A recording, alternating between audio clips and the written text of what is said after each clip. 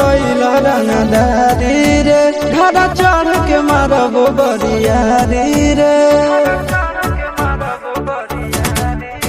छूटा जी तो कैला रंगदारी रे घड़ा चढ़ के मारब बरियारी रे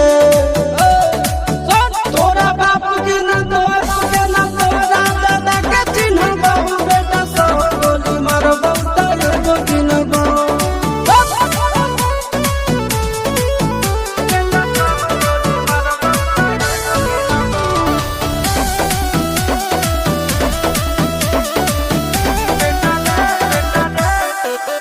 बेटा रे काटा से ठोक देबो चिमनी के भाटा में झोंक देबो देखबो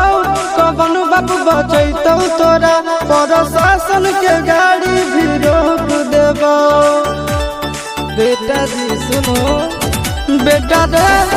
काटा से ठोक देबो चिमनी के भाटा में झोंक देबो देखबो कवन बाप बचैतौ तोरा प्रशासन के गाड़ी भी रोक देबो तोरा जैसन के हम खड़े खड़े गिनबो बेटा सब गोली मारबो ताये गिनबो तोरा बाप के न तोरा दादा के चिन्हबो बेटा सब गोली मारबो ताये गिनबो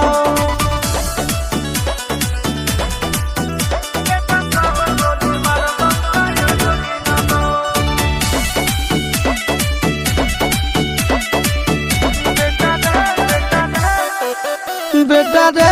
दौड़ा के बाजार में मारबो गोली तोर कपार में रंगदारी जे करभी बिहार में गड़ देबो गंगा जी किनार में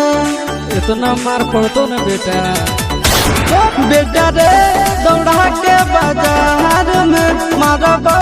गोली तोर कपार में रंगदारी जे करभी बिहार में गड़ देबो गंगा जी किनार में कहो चिंटू या शीर्षक कारण सुनाबो बेटा सब गोली मारबो ताये गिनबो तोरा बाप के न तोरा दादा के चिन्हबो बेटा सब गोली मारबो ताये गिनबो